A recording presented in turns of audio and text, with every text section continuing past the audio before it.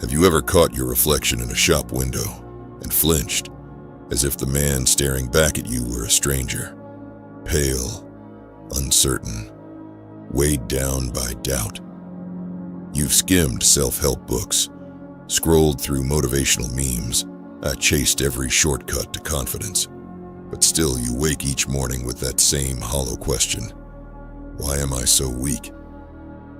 Nietzsche's answer cuts like steel. Weakness is a choice, a habit, a mindset you can shatter, if only you have the courage to face yourself head on. He thundered across the pages of Beyond Good and Evil with this challenge: become who you are. It wasn't a gentle invitation, it was a command. He demanded that we strip away excuses, abandon the comfortable lies we tell ourselves, and stand naked in the arena of our own becoming. To stop being weak is to stop fleeing your own limits and to charge straight into them, sword raised, heart pounding, willing to bleed for every inch of ground you claim. Look to Winston Churchill, who faced the Blitz with a cigar clenched between his teeth and steel in his gaze. When London burned, he did not promise painless victory. He declared, "If you're going through hell, keep going." Those words were a gale-force wind in the face of despair, refusing to let weakness find a foothold. Churchill's resolve reminds us that courage is a decision made in the darkest hours, not a trait we're born with. Or consider Theodore Roosevelt, who in his youth was weak and asthmatic, bullied by healthier classmates. He refused to accept his body's limitations. In his Rough Rider's uniform, he charged up San Juan Hill, not because he was the strongest or fastest, but because he had chosen to be. He wrote, "Do what you can, with what you have, where you are." That simple creed transformed a frail Ivy Leaguer into an icon of relentless vigor. Nietzsche saw this transformation as the essence of the Übermensch, the overman who fashions himself through struggle. "What does your spirit will?" he asked. "If it wills to comfort, it remains weak. If it wills to wrestle with chaos, to wrest meaning from hardship, it grows strong. You were not meant to live on the sofa of convenience, but to mount the steed of challenge and ride into storms that would break lesser men. Even in the ashes of failure, you find your forge." Audie Murphy, the youngest and most decorated American soldier of World War II, was once a shy Texan kid, terrified of his own shadow. Yet when bullets screamed past his ears, he climbed atop a burning tank destroyer and turned its gun on the enemy. He said, "I did what I had to do." That very phrase is an anvil upon which you can hammer your own resolve. Do what you have to do, regardless of fear, regardless of pain. Weakness is a wound you nurse with excuses. "I don't have time. I'm not gifted. It's too late." But Shackleton, stranded on Antarctic ice with his ship crushed, did not lament the cold or the darkness. He wrote, "Difficulties are just things to overcome." His men followed him across an uncharted wilderness because he refused to see weakness in their broken bodies. He saw only the spark of their will. Nietzsche would have called that spark your will to power, the inner engine that urges you to assert yourself against the void. He taught that every man carries within him a hidden master of ceremonies, a voice that, if obeyed, will orchestrate his ascent. But that voice is drowned out by self-pity unless you train it like a savage hound. You must feed it on trials and expose it to hunger. Only then will it learn to hunt fear and bring back the flesh of triumph. Even the mythic Hercules, burdened with 12 labors beyond mortal endurance, never asked which labor was easiest. He embraced each monster, an armor-plated boar, a 9-headed serpent, a beast that breathed fire, because he understood that his strength was measured not by comfort, but by the horrors he faced without flinching. Each scar was a medal, each wound a lesson. Modern men still face monsters: the dread of failure, the shame of inadequacy, the creeping paralysis of comparison. These beasts slink through social media feeds, whispering that everyone else is stronger, richer, happier. But remember Nietzsche's razor. Whoever fights monsters should see to it that in the process he does not become a monster. And if you gaze long into an abyss, the abyss also gazes into you. The abyss is what you make of your fears. Stare it down until it shrinks beneath your glare. Pavel Tsatsouline, the former Soviet physical training instructor who brought hardcore kettlebell training to the West, taught that strength is a skill, one you sharpen a little every day. He said, "A hell of a lot of people are walking around with more muscle mass than sense. Strength without wisdom is brute force. Wisdom without strength is impotent philosophy. You need both. You need to toughen your body against adversity and your mind against the seduction of comfort." Nietzsche exhorted us to say yes to life, even to its cruelties. In The Gay Science, he wrote, "You must be ready to burn yourself in your own flame. How could you become new if you have not first become ashes?" This is the blazing path of transformation. You burn away every softening habit, every clinging fear, until only the steel of your purpose remains. So rise before dawn. Feel the ache in your muscles as proof that yesterday you broke your comfort zone.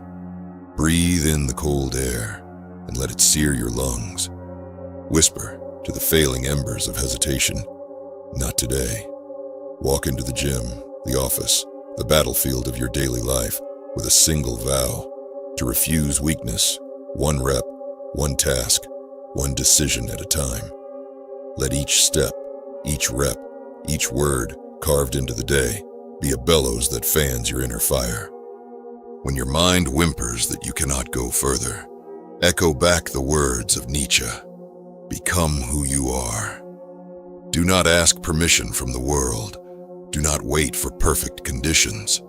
The perfect man is not born. He is forged in the crucible of necessity. He emerges blistered, yes, but unbroken. His heartbeat is a drum that calls him forward, even when his legs tremble. And when you falter, and you will, let your moment of weakness be a signal for war, not surrender. Remember Churchill's rallying cry, Roosevelt's silent vow, Murphy's bullet-riddled stand, Shackleton's icebound march. Channel their resolve. Let their echoes rise in your blood. You are the heir to every warrior who ever refused to yield. Stand tall in the face of your own limits. Grip today by the throat and demand that it yield its stones for your foundation. Build your strength not from a single triumph, but from 1,000 small battles. Each completed rep, each conquered doubt, each low day fought through with grim determination. Stop being weak. Not because the world demands it, but because deep inside you burns a sovereign spark that refuses to be smothered by comfort or fear. Stoke that spark with every sacrifice, every dawn training session, every moment you choose action over inertia. Let your life be a testament to the fierce, unrelenting spirit that Nietzsche praised, the spirit that transforms men into legends. And long after this voice fades, let these words thunder in your mind. You are not a victim of your circumstances. You are the smith of your own fate. Embrace the heat, seize the hammer, and forge yourself into someone who never flinches, never quits, and never settles for less than the full measure of his becoming. The choice is yours. Stop being weak and become unstoppable. Recall the moment your world tilted and you wondered if you'd ever stand upright again. When every familiar certainty dissolved and you felt lost in your own life. Nietzsche issues you a challenge. That which does not kill us makes us stronger. He doesn't console you with optimism. He arms you with a relentless decree to seize every hardship as raw material for your own forging. Weakness is not a flaw to lament. It is unshaped steel awaiting your hammer. Think of Winston Churchill, who faced the Blitz with London ablaze and every hour a gamble with extinction. He did not promise an easy dawn, but declared, "If you're going through hell, keep going." Those words were more than platitude. They were a battle cry that galvanized a nation. Churchill did not quell his fear. He marched through it, wielding courage as a weapon. His legacy proves that true grit is born in the furnace of crisis, not in padded parlors of comfort. Abraham Lincoln knew defeat as intimately as he knew victory. He lost 8 elections, suffered personal tragedies, and led a fractured nation into civil war. In a letter to a friend, he confessed, "I am not concerned that you have fallen.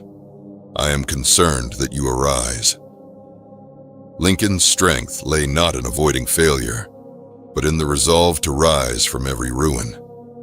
He embodied Nietzsche's call to embrace fate, to say yes to life's bruises and turn them into the pillars of leadership. Thomas Edison, the man who lit the world, failed 1,000 times over inventing the light bulb. When asked about his missteps, he quipped, "I have not failed. I've just found 10,000 ways that won't work." Here is the essence of amor fati, to love your journey, including its detours and dead ends, knowing that each failure is a step toward mastery. Edison transformed his relentless experimentation into a monument of innovation, and he refused to let setbacks dictate his worth. Consider Nelson Mandela, who endured 27 years in prison, yet walked free with an unbroken spirit. He emerged not bitter, but determined to heal a divided nation. "It always seems impossible until it's done," he said, reminding us that the greatest chains are those we forge in our own minds. Mandela's life is a testament to Nietzsche's vision of self-overcoming, to turn confinement into a classroom, to convert suffering into the curriculum of change. Even Ludwig van Beethoven, deafness descending like a curse, continued to compose symphonies that still shake our souls. He described his affliction as a glorious misfortune, and in that paradox, he found transcendence. His inner ear, silenced to the world, rang louder than any orchestra. In Beethoven's struggle, you witness the alchemy of chaos into creation, the very process Nietzsche celebrated when he wrote that we must have chaos within us to give birth to a dancing star. Through these icons, Churchill in the darkness of war, Lincoln atop a nation divided, Edison amidst glowing filaments, Mandela behind prison bars, Beethoven within silent halls, we see a pattern. Greatness is not born of privilege, but of unflinching resolve. They did not escape their storms. They stood in their center and let the winds shape them. Nietzsche's doctrine of the eternal return confronts you with an unforgiving question. If this life, your life, were destined to repeat for all eternity, down to this breath, this struggle, would you curse the demon who spoke it, or would you throw your arms wide and cry, yes? To say yes is to own every failure and every triumph as equally sacred. It is to walk through fire and know that you emerge not as ash, but as a phoenix. When you awaken tomorrow, feel the pang of yesterday's doubts as proof that you are alive. Let the ache in your muscles be a reminder that you pushed yourself beyond soft limits. Take that sensation and carry it into your day, into every meeting, every workout, every conversation. Whisper to your own reflection, I choose to become who I am, and let that vow resonate in your bones. Nietzsche refuses to let you off easy. He does not promise permanent comfort, or effortless joy. Instead, he hands you a blade of truth. Become who you are. That mandate is your march order into every battlefield you've ever fled. It is the anthem of every titan who ever rose from ruin to reshape the world. So steel yourself tonight and step into tomorrow with open eyes. Let Churchill's defiance, Lincoln's resilience, Edison's curiosity, Mandela's forgiveness, and Beethoven's transcendence echo in your soul. These are not distant legends. They are blueprints for the life you can build. In the crucible of your own trials, hammer out the man you are meant to be. And when the abyss gapes beneath your feet, stare into it until it shrinks, and then plant your flag. Stand firm, warrior, for your true ascent begins with the refusal to remain weak.